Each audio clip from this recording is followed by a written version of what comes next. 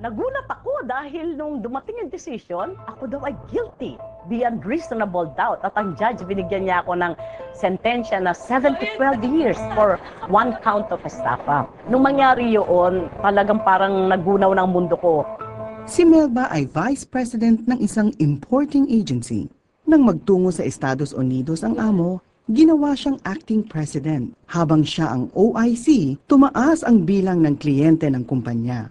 Dito maraming mga nainggit at inintriga siya sa amo. Sa halip na buo ang tiwala ng amo, naramdaman ni Melba na siya pa ang tatanggalin. Mas ka sa opisina ko? Dahil dito, ninakaw niya ang mga kliyente ng kumpanya na siya nitong ikinabagsak.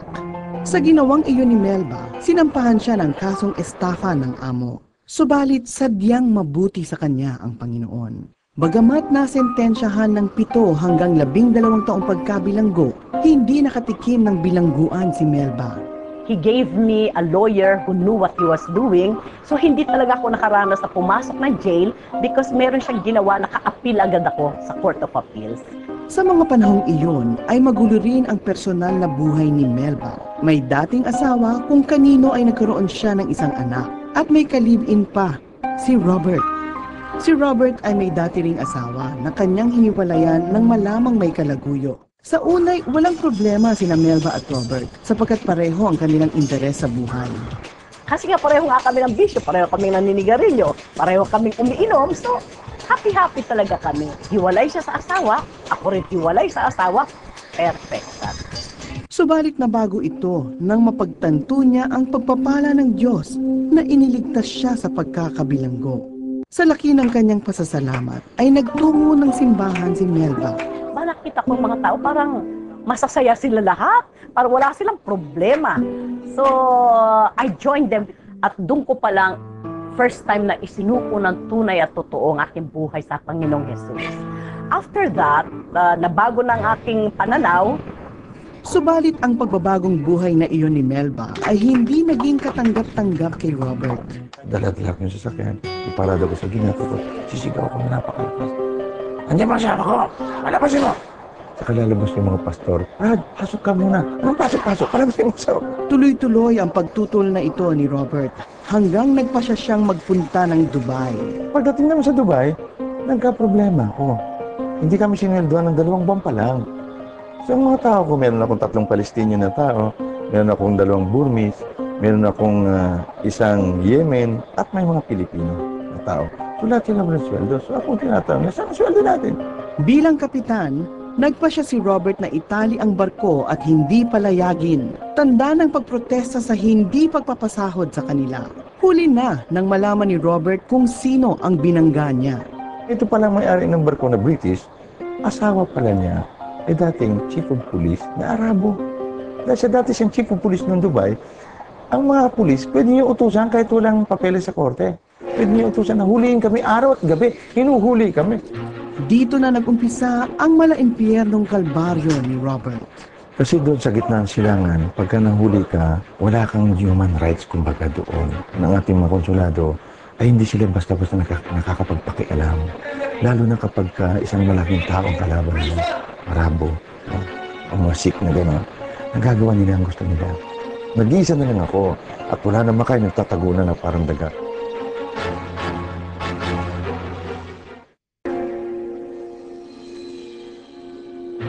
Nagulat ako na lang mag-isa. Binenta ako ng mga kasama ko, kumbaga. So, nag-iisa na lang ako at wala naman kayo nagtatagunan na parang daga daw. Nagdaan ang mga araw, subalit hindi pa rin nagpatinag si Robert sa kabila ng hirap na sinasapit sa kamay ng mga Arabo. Kaya gano'n na sulat sa akin ng mga dati na doon, matatagal na doon sa Dubai. Sabi, lumayas ka na, magtago ka na, kilala namin ang tao yan. Marami niyang sinalvage dito yan. Sabi ko, dinala ko ang buhay ko dito. Kunin niya kung gusto niya. Kung kaya niya, kunin niya. Pero hindi ako luluhod sa kanya. Ang tuloy-tuloy na pagsubaybay ng mga mamamahayag sa kanyang kaso ang nagsilbing proteksyon ni Robert sa mga tumutugi sa kanya. Sa kabila nito, nanatili pa ring mag-isa si Robert sa kanyang laban. Si Melba naman sa mga panahong iyon ay lubhang nag-aalala kay Robert at nagsimulang bagabagi ng konsyensya. Pinaunawa ng Panginoon sa akin na ang pagli-live-in o pagsasama ng walang basbas ng kasal ay talagang kasalanan.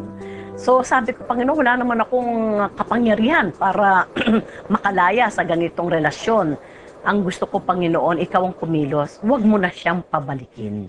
Si Robert naman na noon ay nagtatago na sa autoridad ay napadpad sa grupo ng mga Kristiyano. So, kung sino ang gustong makalaya, sino ang gustong tumanggap sa Panginoon at makatanggap ng kapayapaan, alam ko marami sa atin doon may kailangan sa gano'n. Itaas ang kamay. Pagtaas ko ng kamay, nung araw di mo ako mapaiyak, napatulo ang luha ko, iyak ako ng iyak. Yakap ako ng yakap sa pastor dahil hindi ako makadila, dahil nahiya ako sa mga kasama ko. Pero nung lumingon nga ako, nung dinilat ko ng mata ko, lahat naman pala sila nag-iiyakan na. Hindi na ako nahiya tuloy. Lahat pala kami tumanggap sa Panginoon. Ang walang patid na pagsisiwalat ng media tungkol sa totoong kalagayan ni Robert ang tuluyang gumising sa mga autoridad para kumilos na sa kanyang kaso. Dahil dito, mabilisang naaksyonan ang pagpapauwi kay Robert sa Pilipinas. Pag-ring ko ng telepono, yung pala yung yung kalabang ko. I want to tell you that, sorry for everything. Naabala kita. No, don't mention it. Sabi. Ako nga may abala sa iyo, sabi niya. Basta ito lang masabi ko sa iyo, sabi niya, anytime na bumalik ka sa Arabia, kahit saan sa gitna ng Arabia, tawagan mo ako. Tutulungan kita. Ganon ang shit ng Arab. Nagulat ako eh. Paano lumambot ang puso nito? Na gusto niya ako patiin eh. Dahil sa Panginoon, no? Doon pa lang nakita kong himala, sabi ko, Lord, ano ito? Pero uwi ako, tuwan-tuwa ako. Sa kanyang pagbabalik sa Pilipinas, unti-unti nang tinahak ni Robert ang landas tungo sa pagbabago. At isa sa mga inuna niya ay ang pagsasaligal ng pagsasama nila ni Melba.